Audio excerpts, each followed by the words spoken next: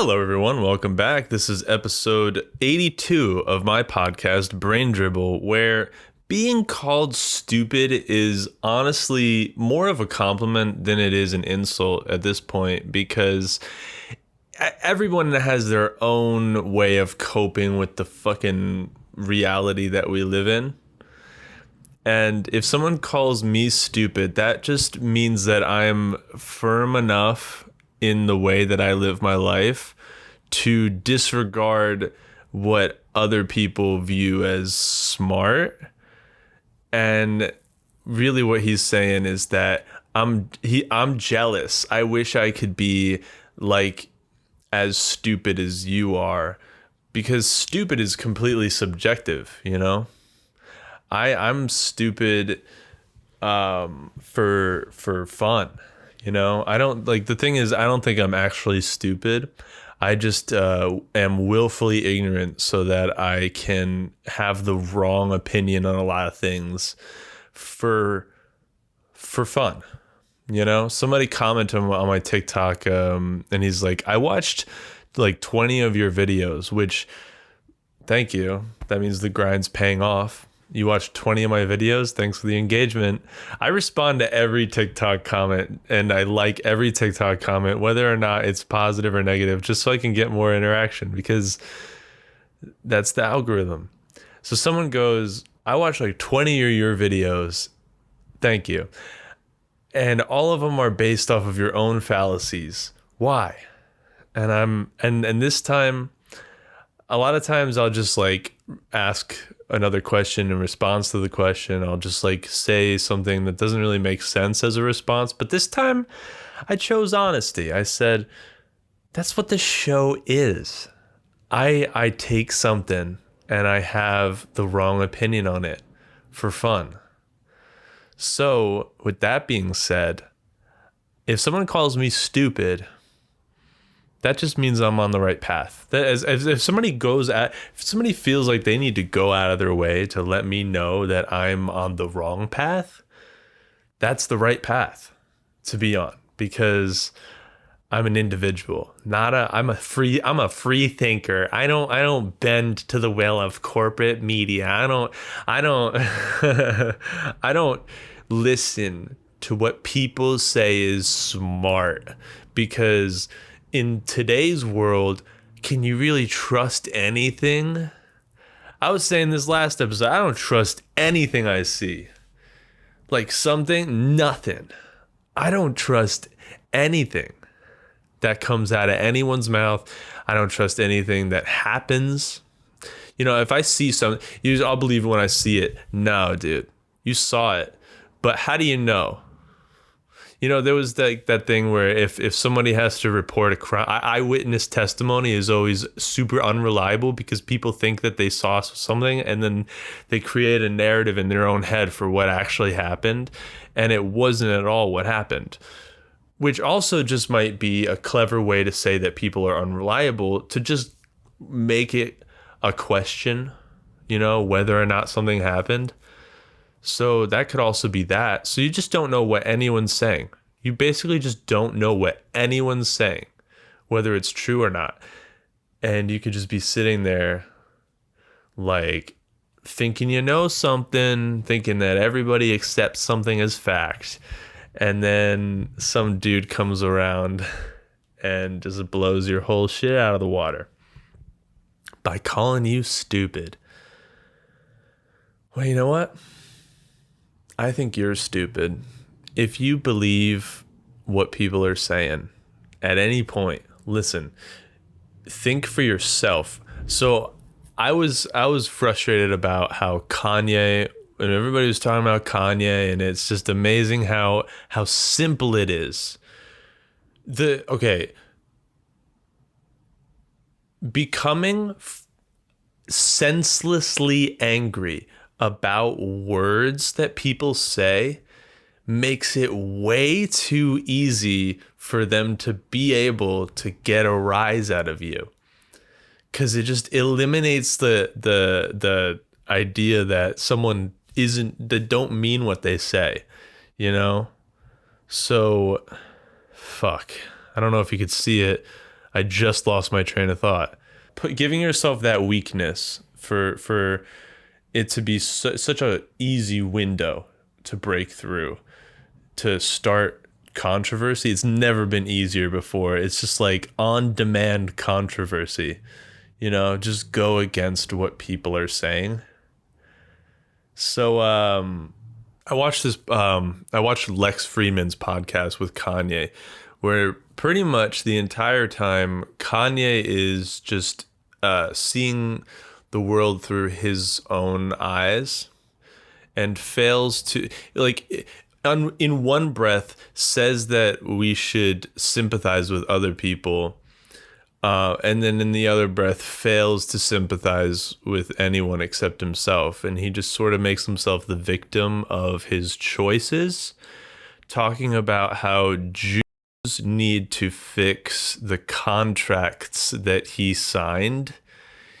He talked about George Soros, and he's wearing a fucking real tree hat, and Kanye's been a red pill for a little while, but not the good kind, So basically, he's saying all this shit because he doesn't believe what he sees in the media, because he just thinks they're all Jews, and Jews have fucked him over in the business before for contracts that he signed, no less. So he's just kind of complaining about his choices, and he's projecting it onto the people who just happen to be the type of person, because apparently that there's types of people. They kept on going back and forth between saying that we're all human and trying to prove that we're all human, but also can't acknowledge like Jewish people. Kanye is a little special, and every time I see him on something like long form, I know I want to listen, because his brain is so fascinating. Because while there's the whole thing with spreading dangerous ideas and inciting violence, that with such a big platform, you should do the right thing with it, obviously. When you listen to Kanye in long form, you can understand, like, just to watch him think, it explains so much more about what he means when he tweets something like what he tweeted, because it just keeps going. He's never wrong. First off, he's always the victim, and he was just making himself out to be the victim of his own choices. But so yeah, he was projecting that onto Jews. So he's mad at himself, and he takes it out on the people that he hired or made deals with, because they're an other. They're just an other, and he can blame them instead of himself.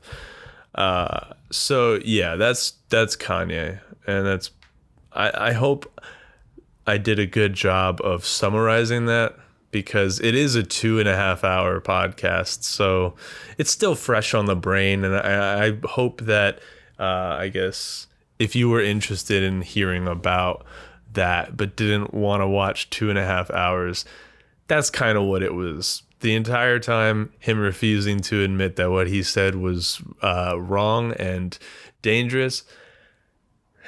And then he's talking about this. He also talked about this plan that he has. This sounds like Andrew Schultz on his podcast, when he's talking about Kanye a lot. He's using this example of his like mother being like manic and going down a line of thinking this is the solution to everything.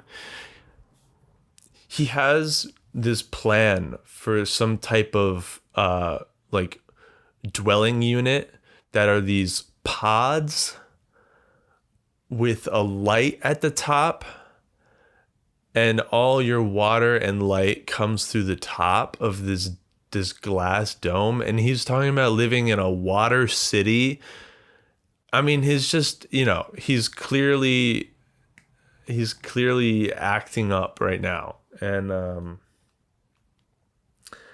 I guess I feel it's my duty, I guess, to be the journalist to to watch these things and report back with an honest take, because people on the internet are going to tell you the wrong thing, obviously, because Kanye's name is ubiquitous with money. So if you can get a thing about Kanye, you'll fucking... Which, I mean, shit, dude, if you didn't already have life... Like, people don't understand, and they can't empathize with being a celebrity because you have all the money. But what comes with all the money is the stress of having everybody talking about you and just like trying to figure out the details of your personal life. And then there's people who are trying to use it's all for money. Once you get money, people just want it from you. So anytime he's talking to someone, he just doesn't trust them. He admits to Lex Fridman in the podcast that even after their genuine conversation, he doesn't trust them, because obviously a rich person thinks that you just want something from them. And it just changes the dynamic completely of just how you interact with people. And if that wasn't enough to make you insane, having a personal life that is pretty tragic as it is, yeah, I don't know. That shit would anyone... He's just South Park made a joke about Britney Spears being a sort of martyr. You know, we just choose people, we take people in entertainment, and we just destroy them for entertainment. You know, we push them over the fucking edge. We don't stop talking about criticizing, death threats, all this shit just for decades and decades, and it just wears on a person. And some people crack and they go crazy. And once they go crazy, then it's just sad, because they still are treating him like he's a normal person, which he's so clearly not from the beginning. Yeah, Kanye knows how to get people talking about him. And it's never been easier than right now to get people to talk about you. If you are already famous, I guess, you know, because then you just have to wild out on Twitter, and and then you'll be in the news, and that's the news, you know. God, I hate everything, and that's my take on Kanye. Yeah, it's just scary to see people go down that hole once you start thinking that, you know, I don't know who George Soros is, and you have to choose to be willfully ignorant about certain things for just to protect yourself and your sanity, you know? The more that you learn about politics, the more you will go crazy, because it's shit that people are telling you. It's only ever shit that people are telling you. You don't know these people. So you're just looking up what happened, trying to figure out what happened, and your brain is, I guess maybe so many people are just so bored that they are turning to this as a form of entertainment. And it's fucking with their sense of reality. It's just destroying people. And that's it's scary to watch somebody go down that hole of thinking. I think it'll like exacerbate the problems that already exist, as if he wasn't already predisposed. Kanye believes in conspiracies. He believes in right-wing conspiracies, or at least he is right now. He does right now. So I think if you agree with that, yeah, you have to choose to be willfully ignorant. And I hope people realize that, because once they see the other side, they'll see how much of their life they were wasting. And it's really sad that this is the world right now, because I try my hardest to like look as an observer, you know. I'm an INTP. I kind of just sit in my room and watch the world and observe. I don't really take opinion. I'm agnostic in everything. I don't think you can ever truly know, which is why you gotta choose your battles. And I've been preaching this. I don't need to say it anymore, but the more you look into politics, the more you're gonna fucking hate it. All right. So anyway, people calling you stupid is really just a compliment, because it means that I've thought independently for long enough that I've strayed with the narrative to have my own opinion that when people hear it, they think is stupid, but stupid is just, it's relative. It's all relative. It's all subjective. You don't know. You don't know. This is how I make sense of the world. The way I make sense of the world is to sit here and think out loud, because I hate it when people, I don't know how people can keep on having these conversations where they would just repeat talking points. If you're just on the talking points, I can't fuck with you as a person. Like that's just for the meeting the people with the values that I want to project into the world. You can't be one of those people. And if you are, then kindly get the fuck out of my life. Because god damn, dude, you're just not your own human. Sometimes I close my eyes while I'm walking to see how long I don't give a shit. You ever just like in an empty parking lot and you're just like, I'm gonna just start walking. I'm gonna count my steps. I swear to God, I've gotten to like 100 before. Try it. It's fun. Go outside and just close your eyes and just start walking. Count how many steps you can take before you start to be like, I should know what my surroundings look like right now. It's very interesting. Once you like break through you're just walking with confidence, with no vision. It's something fun to try it out. See what you think of that. Tell me how many steps you get. This could be the new fun trend on TikTok. I'm gonna do one of those.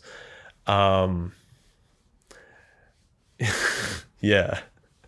That's the new fun trend on TikTok is close your eyes and walk. See how long it takes you to give a shit where you are.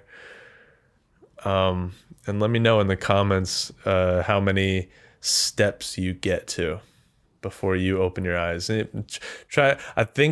swear on my life, okay? My record is like 100. So we'll just see if you can beat 100. See if you can close your eyes and walk and count your steps. And every step you take, just keep your eyes closed.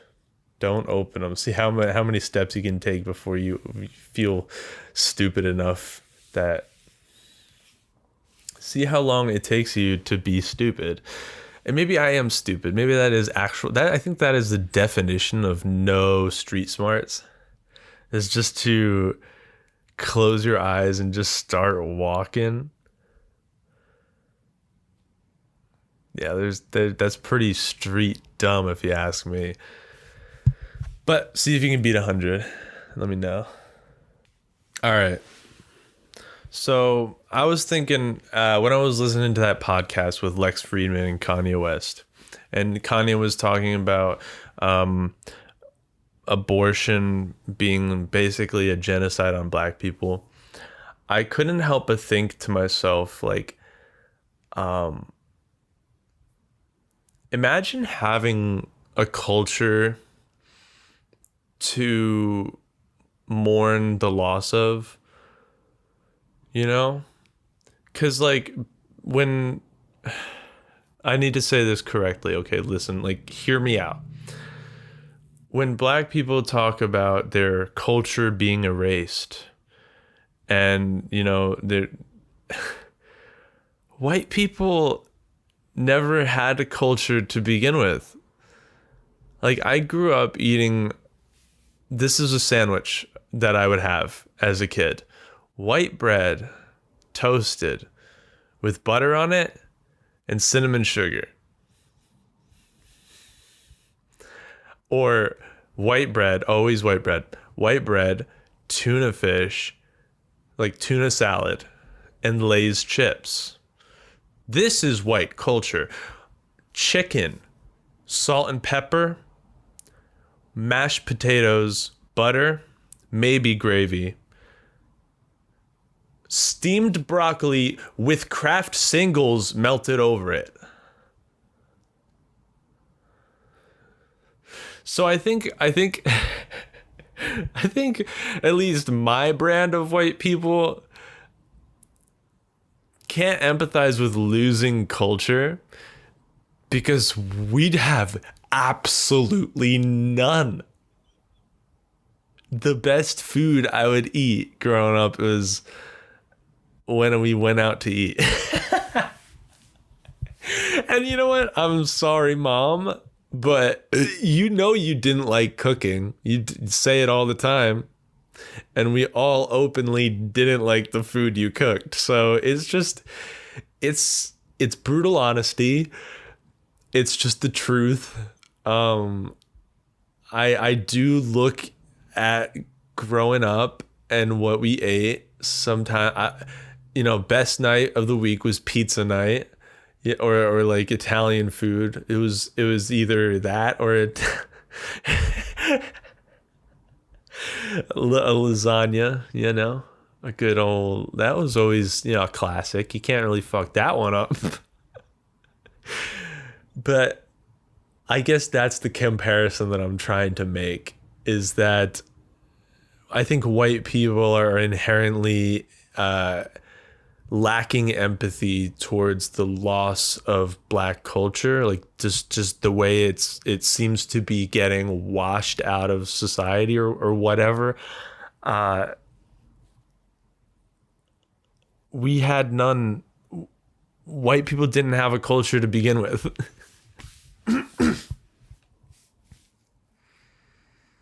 I look up. I've been wondering lately if were we broke? Like, why were we eating that? I don't know. The world's all fucked now, dude. There's no way out of the Matrix except to become popular on social media. That seems to be, like, I was saying, like, it seems to be the only way out, that people are looking towards just any sort of thing, because a standard old job ain't gonna cut it soon. I gotta start a business. Yeah, I don't know. So that's my take on how white people have no culture, because I grew up. You ever eat a fucking white bread, tuna salad, and Lay's chip sandwich? That shit fucking rocks it rocks my world. Okay? Absolutely stunning. I never, I was off the mayo. I was off the mayo for a little while, okay? I thought anything with mayo, I never used mayo, I never put mayo in anything. And then one day, I had a tuna salad sandwich from this like French pastry bakery place nearby. And I just got a whiff of a flavor. The flavor of tuna salad brought me back to my childhood. And ever since then, I've been only eating tuna salad. That's right. I changed my entire diet to surround my favorite feeling as a kid, just being a kid and eating. It was always poolside. It seems poolside for some reason. And it was never, I didn't have a pool. It was somebody else's pool. And then we'd bring out sandwiches, and it would just be tuna salad on white bread with Lay's chips in the sandwich. You take the Lay's chips and you put them in the sandwich, and it crunches. Oh man. Or you know what's great? A reverse toast. If you put toast in a toaster oven uh on tin foil, the bottom will be like kind of soggy, but the top will be crunchy. And if you put it down and you bite through the soft and then you get the crunch, that's a good thing that exists. And thank you. That's as much of culture as I had growing up. So I guess that is my theory as to why white people lack empathy for the loss of culture, or just like what the culture is, because we don't have a sense of culture. I've never felt a sense of community. This is I think back growing up, I turned 7 and I started playing RuneScape. So the biggest community I felt was like a Skype friend group. I think growing up with friends online kind of fucks you for friends in real life. Because you just treat people a different way. Like they're more, oh man, this is, I don't know. You treat people a different way, and it's not a good thing. It's something that I'm trying to fix. Or maybe I just never will, because I just didn't develop like the skills or whatever, you know? The best way, I never like, I get anxious about being in person, but on the internet, I can be me. I don't give a fuck what anyone thinks. Like, I guess this is how I would be in a city, because I'm just dealing with more people all the time. Because anytime I'd go to a city, I'm like, I'm never going to see this person again. So I can just be real and have like a moment with them or something. Nothing's better than a moment with a stranger that you just see on the street, and like you say, like one time I was walking down the street in like Hoboken, and there was a bunch of bananas on the ground. So I just took them, and then I was walking down the street, and like I was asking people if they had like their dose of potassium for the day. If they wanted a banana, I'd give them a banana. And I gave a banana to this probably drunk dude, and he just fucking ate the banana. And I don't know if he's still alive. For the banana reason or any other reason that he could have died, you know? I don't know where he is today. All I know is that I fed a man a street banana, and he ate it, and we shared a moment, and it was great. I didn't eat one because I think I'm allergic to bananas, but I need to figure that out for real soon, because I've been eating like fried food a lot, and it's bad. And I had a good week last week because I didn't do that, and I was like, wow, I feel great. And then I just didn't continue it this week. So I'm being a bad boy with my diet because I don't know, motivation is inconsistent, you know? But we're trying to create our own luck, you know? Fucking just grind it out. I think choking to death is the most ironic way to die. Or drowning. I think drowning is one of the most ironic ways to die. Because there is a poisonous dose of anything. And for water, it's just enough to where there's not air. You know, it's like water is the foundation of life itself. But if you're smothered in it, that's too much water. Too much water. You can have too much life. and just overdose on life. And you just stop existing because you took in too much of the foundation of life itself. Like people who overdose on drugs, they knew too much. They found out too much. They took a dose that no one else has taken, and they weren't allowed to.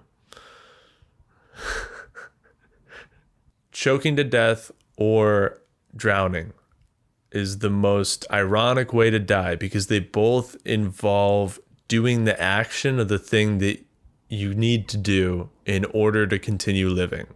You need to eat and you need to drink water to live. Just don't do it too fast or too much. Otherwise, you'll drown and choke respectively. And then it's like you took in too much life. Too many calories, too much life got stuck in his throat at the same time, you know? Too many calories all at once, man. He just choked on it, couldn't handle all of it. You ever swallow something and you're like, wow, I'm surprised my throat could be that wide. And don't take this out of context, okay? You're the one taken out of context, okay? This makes perfect sense. So like if you have a nice like tender meat, some kind of meat, but you try to chew it, but sometimes the fat holds it together, you know? So you kind of got this like mozzarella stick situation where you can't really bite it off. So you kind of just got to swallow the whole thing. And yeah, I don't know. Sometimes that happens with a mozzarella stick or meat, and you can just feel the bulge just go down your throat. And don't take this out of context. You can just feel the bulge go down your throat, and you're like, "Wow, I can't believe I didn't choke on that." Because it was a lot of food. Okay? What? Why are you being like this? It's fucking weird. I think the internet should be entirely 18 plus. I think there should be a law that says you can't go on the internet until you turn 18. It should be like a drug. Yeah. No, 21 for alcohol? You should have to be 21 before you can use the fucking internet. People are so dumb. It is actually turning the entire generation. My generation is full of retards because they're just constantly on. I knew this one person who will remain nameless. Not that anyone would know. 13 hours of screen time. I don't even have enough to do on my phone to make it 4. I don't have Instagram, I don't have Twitter, I don't have Snapchat, I don't have TikTok. I have nothing on my phone, so much that when I get bored, I open up Google Chrome, and I even eliminated I get bored on my phone, I just check my followers, check how many followers I have. That's the only thing I can do because I don't know what else to do on my phone. I'll check my fucking bank. You better have a damn good reason to have screen time over 7 hours. It better be it better be part of your job. Yeah. So I think the internet should be 21 plus. I think that's my solution to the whole problem of people. It's too powerful for everyone to have access to the entire world from the age of 2. The internet is making the world go to war with itself. Bro, dude. I don't know. I can't stress it enough. I know I talk about it every fucking episode, but I just think it's so important to spend enough time with yourself to know who you are and what you think. Because so many people just keep going down this line that everybody just keeps pushing them further and further into, everyone's just mad and they just don't know why. They're trying to find someone to blame it on. Everyone's just trying to find someone to blame it on. Men are blaming it on women. Women are blaming it on men. Men are blaming it on genders. Oh God, it's so exhausting. How do you continue to care when there's so many other things to care about? You gotta pick your battles. I'm a fucking broken record. I'm gonna say it. I'm gonna keep saying it till the day I die. Get your head out of the fucking trash. It doesn't smell good. You say, oh, it's like it's my cologne. No, it's not. No, it's not. Okay, get your head out of there. You know how many loogies I've hawked into the trash? Why do you stick your head in it like it's funny? It's not. It's borderline disgusting. And it's on the board. As I pick my ass, as I lean back to pick my ass, it's on the borderline of gross and creepy. Okay? And when I was a kid, I grew up and I would like drop off into a tissue and throw the tissue out in the trash. And I just hoped that my parents wouldn't smell it. I wonder if they did. I wonder if they ever did. Let me know, parents. If you ever listen to this, let me know. Did you ever smell my nut?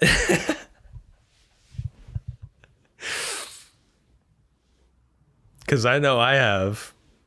I've left it in a garbage long enough that it just starts to smell like chemicals. And you're like, what is that? Yeah. Get your head out of the fucking trash. Piece of shit. I think I'm gonna make it my life's goal to get cancer. Like, starting today, I'm only eating fried food. I'm only eating fried steak. I'm only drinking alcohol and coffee and energy drinks. If it doesn't have cool like chemicals in it, I don't want it. Four Loko, give it to me. Give me all the sugar. I'm gonna smoke 3. I'm gonna spend all of my money on cigarettes. Everything is just to support this goal of mine.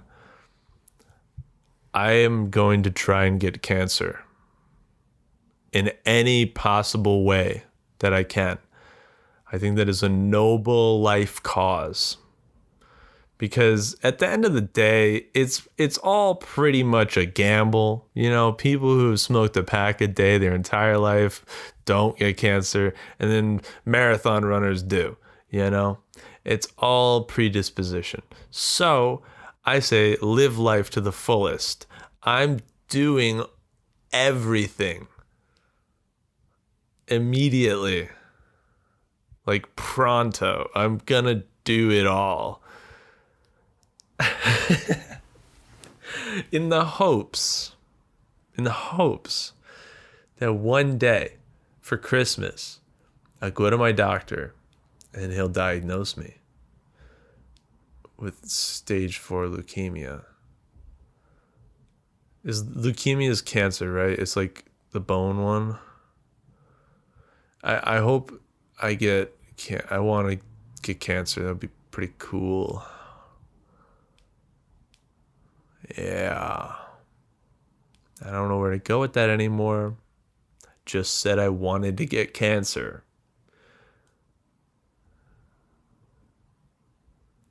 I think this is my method. Okay, I'm being the change that I want to see in the world. I think people take things too seriously, so I'm saying things that are absolutely absurd so no one thinks I'm serious, but people still do, and it's ridiculous. That's the most fun that I can think of to have on the internet, is just to troll people into thinking that you're serious, to just one up someone. If they say something that you think is weird, you say something even weirder. Don't just allow people to fold, you gotta be weirder than them. And then maybe, just maybe, if you do all that, just have your own way of being. Someone might call you stupid, and you'll be thankful, because you're on the right path. And that's how it comes full circle. Thank you guys so much for listening. I appreciate you. If you've made it to this point, please feel free to share it with someone who you think might also enjoy it, because that is what love is. Sending my podcast clips to someone is the definition of love. So think about that. Think about that next time. Yeah, you send this to someone you love. Because if you loved them, you'll do it. If you love them enough, you'll do it. Goodbye.